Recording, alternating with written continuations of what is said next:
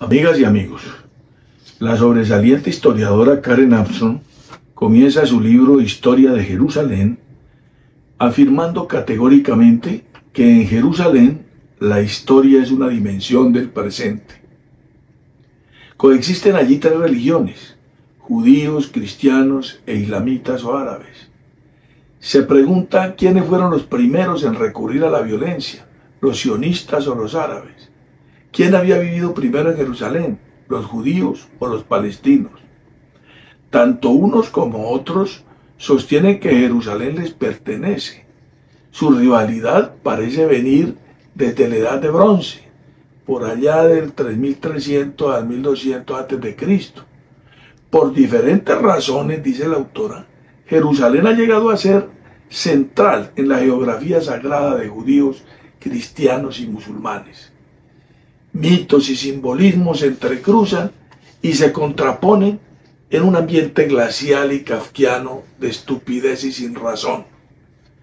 Estuvimos hace unos años en el Santuario del Libro en Jerusalén Occidental, donde se encuentran expuestos en vitrina los manuscritos o rollos del Mar Muerto, hallados en las cuevas de Qumran, en la Cisjordania palestina, ocupada por Israel, que, como es sabido, contienen versiones aparentemente originales de varios libros de la Biblia.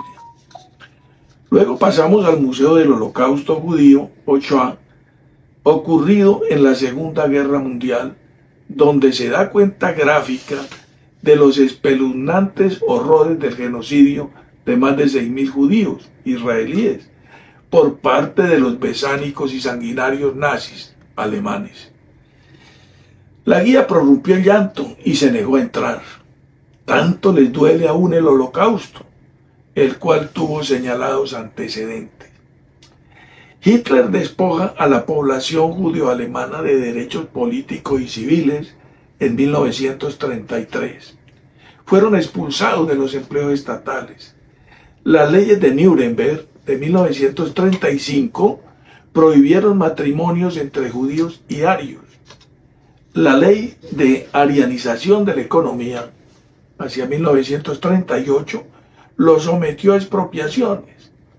Del 9 al 11 de noviembre de 1938 se produjo la infame Noche de los Cuchillos Largos, en la que a iniciativa nazi encabezada por Goebbels fueron incendiadas docenas de sinagogas, destruidos 7.500 negocios, varios centenares de judíos asesinados y 26.000 judíos detenidos en campos de concentración. Esto ocurrió antes de empezar la Segunda Guerra Mundial en 1939. Ya hacia 1941 sobrevino el asesinato estatal masivo de todos los judíos que estuviesen en territorio del nuevo orden, hasta llegar a la llamada solución final de la cuestión judía. La escalada del conflicto llegó al extremo del exterminio indiscriminado.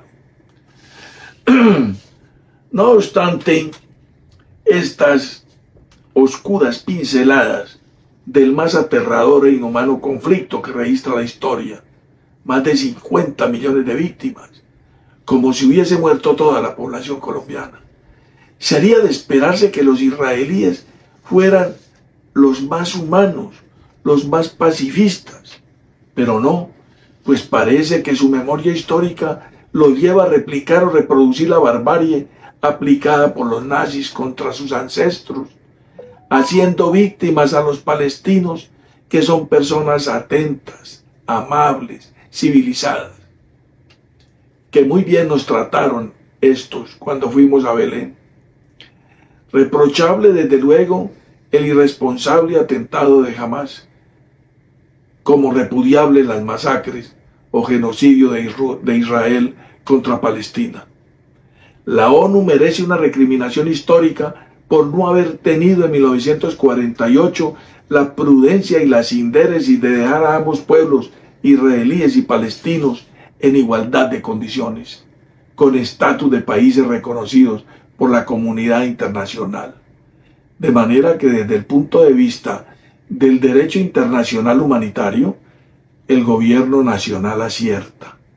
Quizás no tanto desde el ángulo de las conveniencias nacionales. Lo irónico e insensato en medio de todo es que mientras la Biblia manda a unos y otros ir a reconciliarse primero con su hermano antes de presentar las ofrendas a su Dios, estos bellacos, asesinos de mujeres y niños, primero matan a decenas de miles de palestinos antes de ir al culto, mientras los árabes entran al ayuno y oración del Ramadán al mismo Dios.